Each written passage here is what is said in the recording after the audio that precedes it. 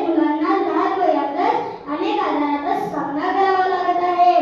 थोडक्यात काय, रोजच्या जेवणाबरोबर भात, वरण, भाजी, चपाती, कोशिंबीर यांचा समावेश असावा. सकस आहार